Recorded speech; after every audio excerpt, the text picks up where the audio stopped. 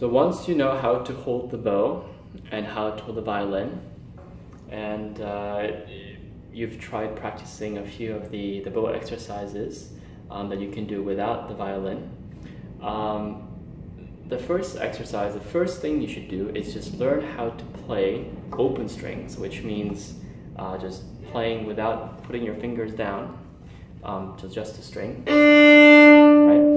right? Play those open strings with long strokes and get yourself to a point where you can play those open strings with long strokes and make a decent sound, a sound that actually makes you pretty happy fairly consistently. So that's where you want to get first. So probably the best string to start with is the second thickest string, D string, right? What you should do first is just simple long strokes. Get a mirror and peek over sometimes to check to watch your bow. And you should only think about two things at first. There are a lot of finesse and nuanced things that will happen later, but at first only focus on keeping the bow between midway between the black fingerboard and the bridge, and keeping the bow parallel to the bridge, right? So in between, right? In the middle, right? And straight. Right? And once you understand this, you don't have to master this yet. What you're going to do is you're going to do an exercise that improves this bow stroke a lot. All you're going to do is do a 1 long stroke and then 4 short strokes, and do that over and over again. So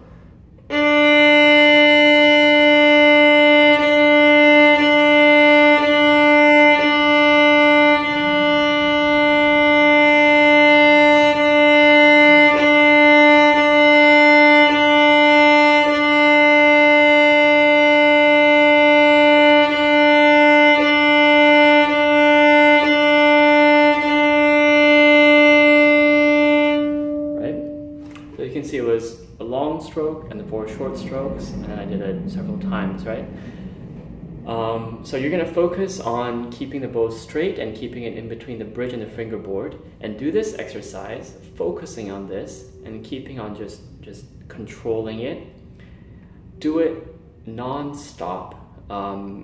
Think of this as meditation, or well, I mean, when it's difficult, I know it's hard to think of it as meditation, but the repetitive part of it, think of it as a breathing exercise for singers. You know, in order to become a better singer, and let's say you aren't able to make a beautiful sound,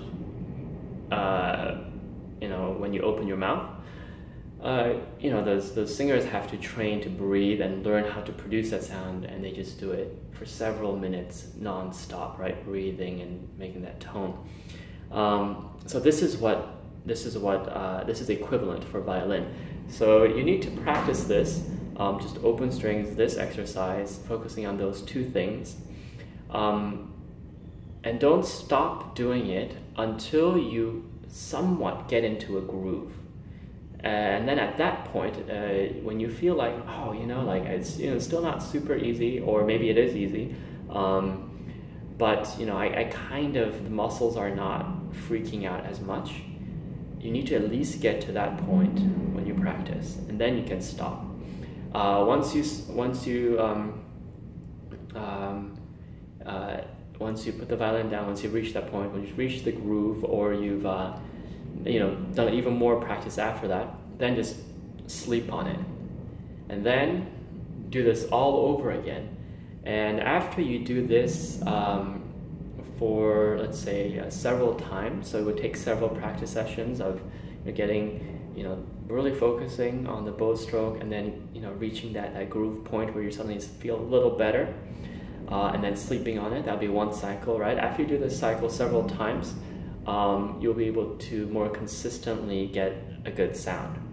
And once you're there, be able to do the same thing for every string.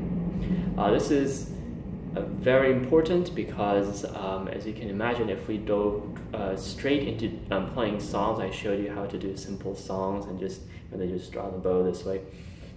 The problem is that it would be kind of like an exaggerated and even more difficult and improbable version of giving you a complete newbie a racket and telling him to go play a tennis game immediately. The frustration that comes from not knowing how to do the basic footwork and swings can sometimes kill the joy of playing tennis, right? Same thing with violin. You need to get a few basic things down, and this is the first building block.